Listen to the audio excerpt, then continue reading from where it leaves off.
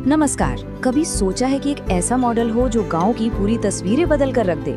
आज हम लोग बात कर रहे हैं स्मार्ट एफपीओ की, एक ऐसी पहल जो हमारी ग्रामीण अर्थव्यवस्था में कह सकते हैं क्रांति लाने का वादा करती है।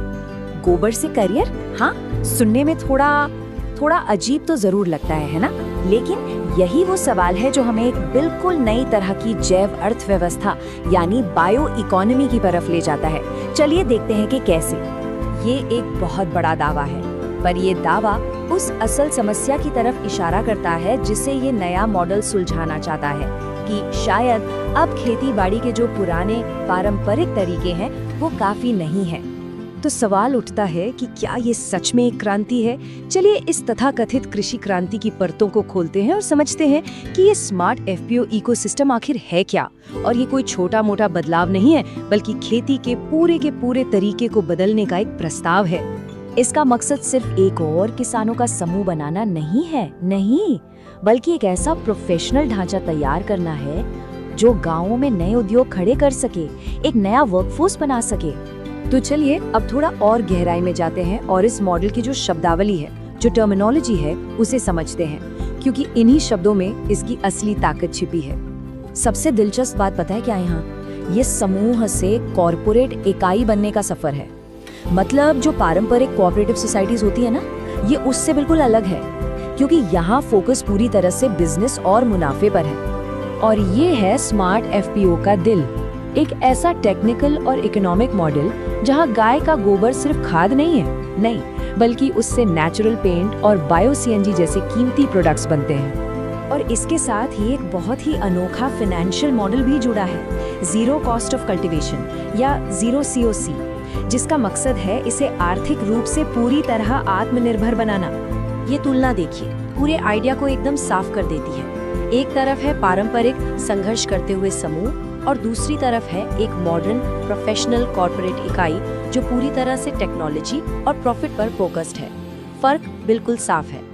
तो सवाल ये उठता है कि इस नए सिस्टम के लिए ये नए लीडर्स आएंगे कहां से? अच्छा, इसका जवाब है 1 महीने का एक ऑनलाइन ट्रेनिंग प्रोग्राम जो इस नई पीढ़ी के प्रोफेशनल्स को तैयार करने की नींव है। जरा इस कोर्स के सिलेबस पर एक नजर डालिए। ये कोई पारंपरिक खेती की ट्रेनिंग नहीं है।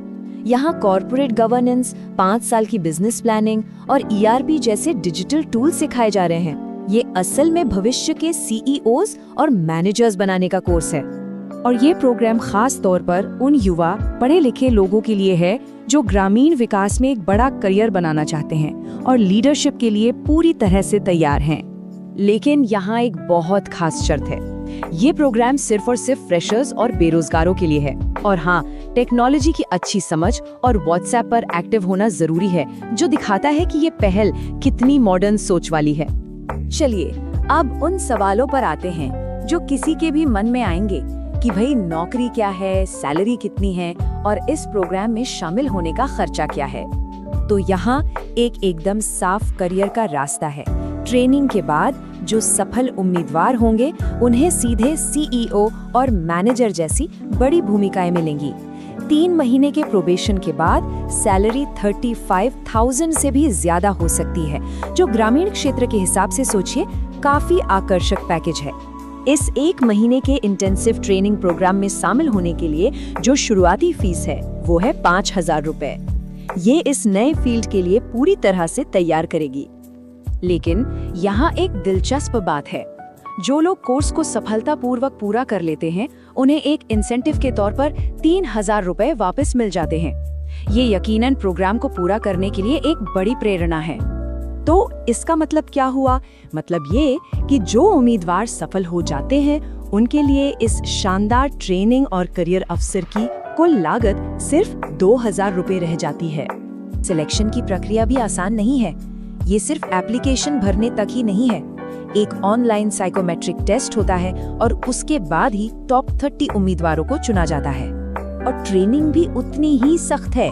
परफॉर्मेंस का मूल्यांकन हर दिन होता है और ऐसा इसलिए किया जाता है ताकि ये पक्का हो सके कि सिर्फ सबसे समर्पित और काबिल लोग ही इसे पूरा कर पाएं। तो आखिर में बात ये है कि ये सिर्फ एक नौकरी का मौका नहीं है, बल्कि एक आंदोलन का हिस्सा बनने और ग्रामीण भारत में बदलाव का नेतृत्व करने का एक खुला निमंत्रण है। और ये पूरी पहल है बेस्ट केयर की, जो इस स्मार्ट एफपीओ मॉडल के आर्किटेक्ट और डेवलपर हैं। अब ये देखना दिलचस्प होगा कि ये नजरिया आने वाले समय में हमारी ग्रामीण अर्थव्यवस्था को कैसे आकार देता है।